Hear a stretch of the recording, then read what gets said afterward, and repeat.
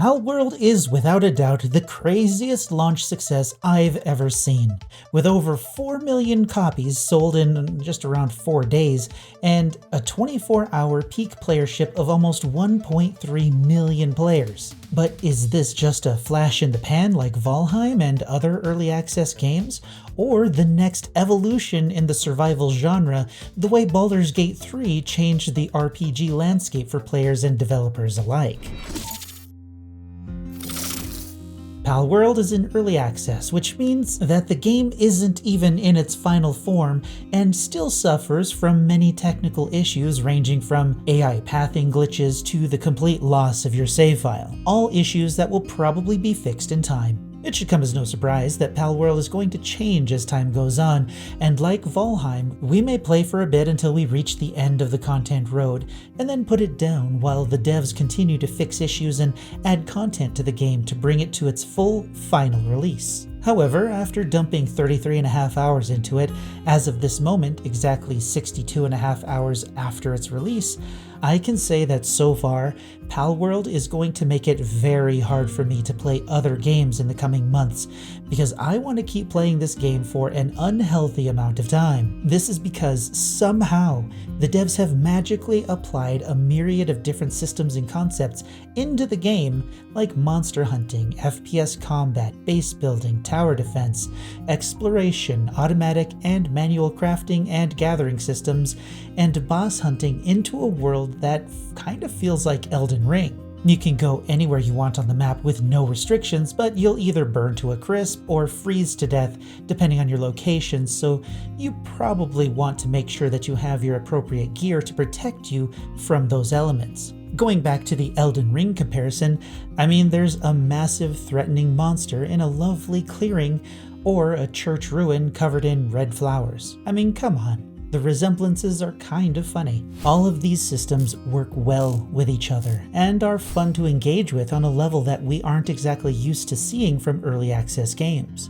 And while there are definitely issues with some of the systems, like the building system as a whole and the AI of your Pokeslaves, knowing and understanding that this is once again early access gives me confidence in what the final version of the game will look like, and I'm immensely invested in finding out what that will look like. But since the final form of Palworld is maybe years away, let's look at what we have now and try to figure out how long until the hype train runs out of juice, if it does at all.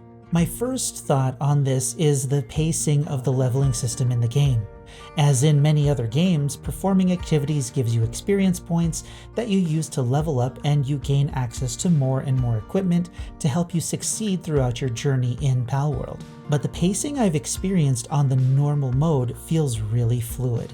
Even though I'm level 30 and could feasibly go into the volcano area, my equipment is still too weak to make the trip successful. So I need to make sure I have the higher tier recipes unlocked and a base of Pokeslaves that are hard at work grinding out the materials I'll need to make them make it for me. At the same time, I need to make sure that they're strong enough to keep working by feeding them and letting them get enough rest. And that's just to get myself geared up.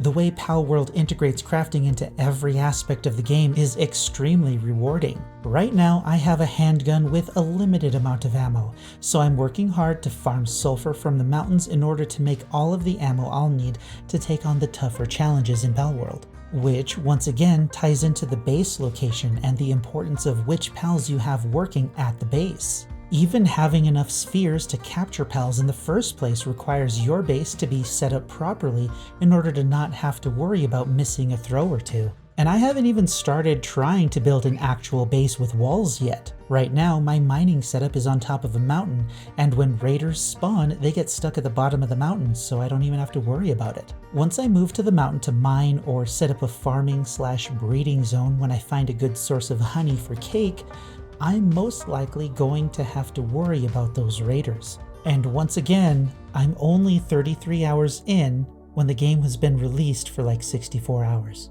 Palworld has successfully integrated all of these systems with each other into a game that's extremely satisfying to play. And once you get bored playing in your base, you can leave to find new pals, farm bosses, or explore hidden caves, or whatever you feel like doing at the moment. This is why the game will have a very long shelf life compared to other early access games like Valheim, and I don't expect player drop-off to be as pronounced as we usually see in early games either. That's of course just a guess and, being optimistic, but we have plenty of time to see how this turns out. But with over 4 million copies sold at $30 each, the devs now have at least $120 million to work with, because that's not even taking the Game Pass into account. And I'm sure at least some of that is going to be used to make the game even better than it currently is. And let me be honest with you, I'm amazed at the possibility. But that of course brings a massive problem to this channel and my free time. I was originally waiting for PAX Day to open up its Alpha 2 and then Early Access a few weeks afterwards. But now, thanks to Palworld, I'll have to pick between both of those games, splitting my time between the two, trying to find time to make progress in both of those games, because both of them require a substantial time investment to make any kind of progress into. And then there's also the Ashes of Creation Alpha 2 that's popping up later this year. This is a wonderful problem to have, and while I'm waiting to figure this out, I, like many of us who have been surprised and completely addicted to Palworld, we can play it to our heart's content and have a fantastic time playing with Pokemon with guns, even in its current incomplete state. I'm sure there's the possibility that the game falls off months from now, but nothing will change the massive success that they've had. Even if I stop playing the game after a few months, the devs will still have made over $120 million in 4 days. I don't care what you think about the game. That is the literal definition of a successful release. And in my opinion, its playability is so well done and the gameplay is so enjoyable that the player drop-off for Palworld is going to be a long, drawn-out decline, and everyone will find something to enjoy in the game, further contributing to its success. Now, as for all of the Pokemon fanboys foaming at the mouth over the success of Palworld, keep yelling into the void on Twitter. Palworld fanatics like myself will be too busy playing our new favorite game to pay attention to you. Anyway, that's all I have for you today. You're welcome.